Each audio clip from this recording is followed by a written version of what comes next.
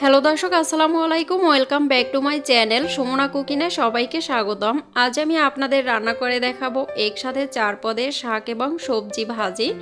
দর্শক, অনেক সময় দেখা যায় বাজার থেকে শাক সবজি কিনে আনার পর সেগুলো কিন্তু খাওয়া হয়ে যায়, অনেক সময় ফ্রিজে অল্প করে সবজিগুলো থেকে যায়, তখন সেগুলো ফেলেও দেওয়া যায় না, আবার কিন্তু রান্নাও করা যায় না। তখন এইভাবে যদি একসাথে মিক্স একটা ভাজি করা যায় তাহলে কিন্তু অনায়াসে এই ভাজিটা খাওয়া যায়।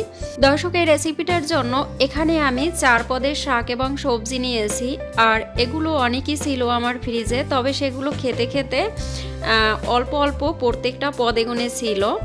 আমি সেগুলো দিয়েই আজকে আমি আপনাদের একটি ভাজি করে দেখাবো। দর্শক, তাহলে চলুন এখানে আমি কি কি নিলাম।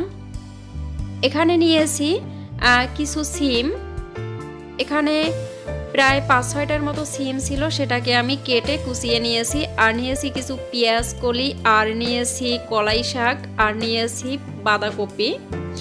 এই 4টা দিয়ে আমি একটি আজকে ভাজি করব। তার জন্য এখানে চুলায় একটা আমি ফ্রাই প্যান বসিয়ে দিলাম। এখন এর মধ্যে দিয়ে দিলাম পরিমাণ মতো রান্নার তেল। তেল একটু গরম হয়ে আসলে এখানে দিয়ে দিলাম 2টা বড় সাইজের পেঁয়াজ কুচি। পেঁয়াজকে একটু কয়েক সেকেন্ড নেড়েচেড়ে ভেজে নিতে হবে।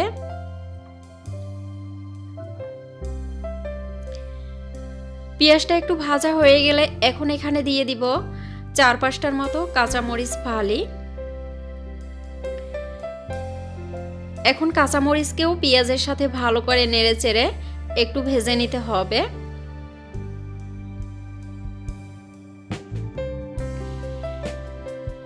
পেঁয়াজ এবং কাঁচামরিচ কিছুক্ষণ ভাজার পরে এইভাবে একটা কালার চলে আসলে এখন এর মধ্যে দিয়ে দিব কেটে রাখা বাঁধাকপি, দিয়ে দিব সিম, এখন দিয়ে দিব পেঁয়াজ কলি, যাকে বলে পেঁয়াজের পাতা। এখন আমি এটাকে নেড়েচেড়ে একটু মিশিয়ে নিব।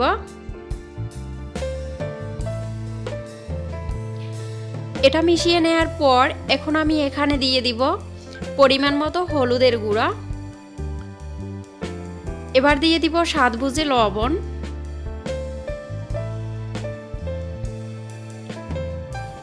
এখন হলুদ এবং লবণটাকে আবার মিশিয়ে নিতে হবে। মিশিয়ে এটাকে প্রায় 2 মিনিটের মতো আমি একটু রান্না করে নিব।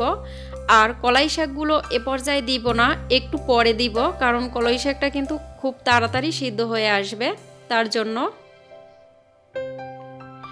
এগুলো মোটামুটি 2 মিনিট ভাজা হয়ে গেলে এরপরে আমি কলাই শাকগুলো দিয়ে দিব। দিয়ে এটাকেও ভালো করে নেড়েচেড়ে মিশিয়ে নিতে হবে।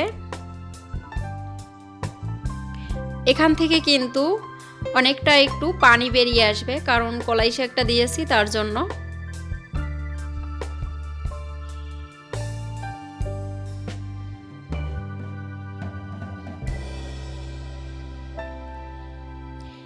এইভাবে নেড়েচেড়ে ভালো করে নেয়ার পর এখন আমি এটাকে ঢাকনা দিয়ে প্রায় 2 থেকে 3 মিনিটের মতো রান্না করে নিব। আর চুলার আঁচটা রাখতে হবে মিডিয়ামে। এর মধ্যে অবশ্যই একবার ঢাকনা তুলে তারপরে এই শাক এবং সবজিগুলো নেড়ে দিতে হবে। আর দর্শক, যারা আমার চ্যানেলটি অলরেডি সাবস্ক্রাইব করেছেন তাদেরকে আমার তরফ থেকে অসংখ্য অসংখ্য ধন্যবাদ। আর যারা নতুন আজকেই প্রথম দেখছেন আমার ভিডিওটি, তাদেরকে আমার চ্যানেলটি সাবস্ক্রাইব করার অনুরোধ রইল। এখন এগুলো সিদ্ধ হওয়ার জন্য আরও আমি 2 থেকে 3 মিনিটের মতো ঢাকনা দিয়ে দিব। আর এ পর্যায়ে চুলার আঁচটা রাখতে হবে একদম লো হিটে। এবার আমি ঢাকনা তুলে নিলাম। এখন আবার একটু নেড়েচেড়ে নিতে হবে, আর দেখে নিতে হবে এখানে কোনো পানি আছে কিনা, আর এই শাক সবজিটা সিদ্ধ হয়েছে কিনা। এখানে যদি কোনো পানি থাকে তাহলে অবশ্যই পানিটাকে একদম শুকিয়ে নিতে হবে। এ পর্যায়ে দেখুন এগুলো কিন্তু সিদ্ধ হয়ে গেছে। এখন আমি এগুলোকে একটা পাত্রে তুলে নিব। তারপরে এই ফ্রাই প্যানটা ভালো করে একটু ধুয়ে নিতে হবে। ফ্রাই প্যানটা ভালো করে আমি ধুয়ে নিয়েছি। এখন আমি চুলায় আবার বসিয়ে দিলাম। এখানে দিয়ে দিলাম 1 টেবিল চামচের মতো রান্নার তেল। এখন তেল গরম হয়ে আসলে দিয়ে দিব 5-6 কোয়ার মতো রসুন কুচি। রসুনকে তেলের সাথে ভালো করে নেড়েচেড়ে একটু ব্রাউন কালার করে ভেজে নিতে হবে। যখন এইভাবে রসুনের ব্রাউন কালার চলে আসবে তখন আমি এখানে আগে থেকে রান্না করা শাক এবং সবজিগুলো দিয়ে দিব।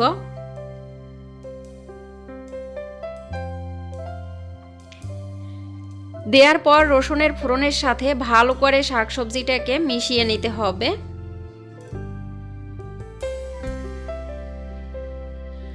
ফোড়নের সাথে ভালো করে মিশিয়ে নেওয়ার পর যখন সব জায়গায় ফোড়নের ঘ্রাণটা ছড়িয়ে যাবে তখন এখানে দিয়ে দিব 1 চা চামচের মতো ভাজা শুকনো মরিচের গুঁড়া।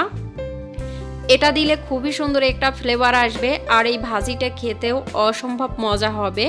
এটাকে আবার নেড়েচেড়ে একটু মিশিয়ে 1 মিনিটের মতো রান্না করে নিতে হবে। আর এ পর্যায়ে চুলার আঁচটা রাখতে হবে একদম লো হিটে।